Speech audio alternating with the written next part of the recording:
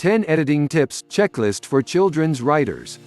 Fancy an ongoing collection of tips, resources, insights, and free reports for children's authors. Too easy. Take a quick moment to subscribe and click the bell icon and you will never miss out again. Okay, in this video we are going to look at 10 editing tips, checklist for children's writers.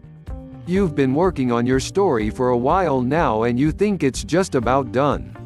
It's been critiqued numerous times and you revised it numerous times. Now, it's time for editing a book. This entails proofreading and self-editing. You don't want to shortchange yourself on the last stretch. So get ready to put the final layers of polish on your manuscript. While this editing a book video is geared toward children's writers, it has information for just about all writers. Here are 10 tips you can use to help fine-tune your children's manuscript. Number 1. Check for clarity. Check each sentence for clarity. It's important to remember that you may know what you intend to convey, but your readers may not. It'd be a good idea to have someone else read the manuscript for you. This is where a good critique group comes in handy. Number 2. Check for telling and lackluster sentences. Check each sentence for telling. While you will need some effective telling, you want to have more showing. Example: Joe hit his head and was dazed. Alternative: Joe banged his head against the tree. He wobbled a moment and fell to the ground. Show, don't tell. Use your imagination and picture your character going through motions. Maybe he's turning his lip up, or he's cocking his head. Try to visualize it. This will help in showing rather than telling. A good way to add more showing is to add more sensory details. Use the 5 senses, sight, hearing, touch, smell, and taste, to create a living character. This will help breathe life into your story. Example: Joe felt cold. Alternative: a chill ran through Joe's body. Example: Joe was frightened. Alternative: Joe's breath stopped. Goosebumps made the hair on his arms stand at attention. Number 3. Point of view. Watch for head hopping. Checking for head hopping is especially important for children's writers since their stories should be told from the protagonist's point of view or perspective. If the story is being told from your main character's point of view, make sure it stays there. If my point of view character Joe is sad and wearing a frown, it wouldn't be advisable to say. Noticing his sad face, Fran immediately knew Joe was distraught. This is bringing Fran's point of view into the picture. You might say, Joe knew Fran would immediately notice his despair. They were friends for so long. Or, you can just use dialogue. Joe, what's wrong?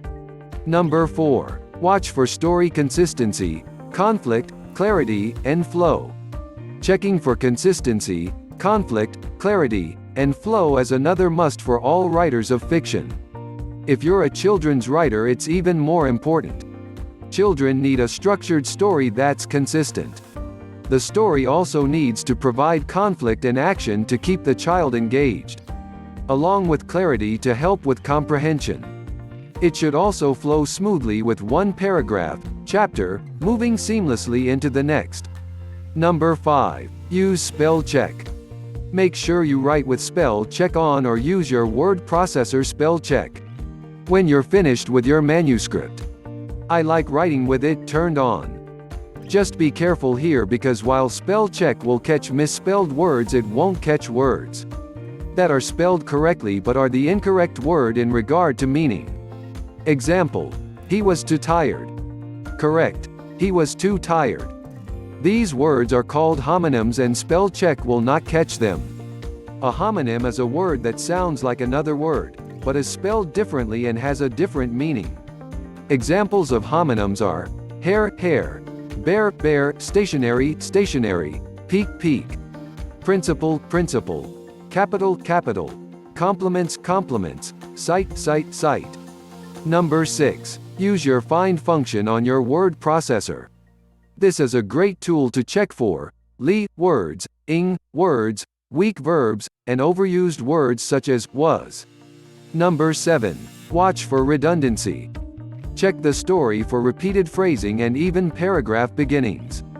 You don't want several paragraphs in a row beginning with the or other repetitive wording. When editing your manuscript, use the find function in your Word program and look for overused words. Another aspect of redundancy is using unnecessary words. Example: sit down on the chair. The word down is redundant. Sit implies down. Example: she whispered quietly. The word whispered is redundant. Number 8. Check for tight writing. In today's market, tight writing is important. Readers have a shorter attention span. So, get rid of unnecessary words and text. Example: Joe had a really hard time lifting the very heavy and big trunk. Alternative: Joe struggled to lift the huge trunk. Also, watch for words such as began and started. Example: he began to lift the trunk. Alternative: he lifted the trunk. Number 9. Check for punctuation and grammar. There are a number of great books and even online articles that will help you learn proper punctuation and grammar. 2 books that I use are The Frugal Editor by Carolyn Howard Johnson and The Great Grammar Book by Marcia Schrammick. You can also do a Google search. Number 10. Children's writers, take illustrations into account. When writing a picture book, you need to allow for illustrations. Picture books are a marriage between content and illustrations, a 50-50 deal. So, watch for the text that an illustration can handle. With picture books, your content doesn't have to describe every little detail.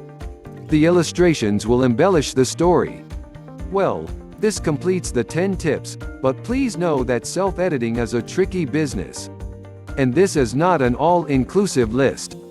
Even knowing all the obstacles to watch out for, self-editing is still tricky. It's almost impossible for us writers to catch all our own errors. We're much too close to our work. We know every nook and cranny of the story, and that makes it difficult to read it in a fresh manner. Even if we think we're reading every word, our mind is way ahead of us. That's why it's advisable to look into hiring an editor. See you in print. Thanks for watching.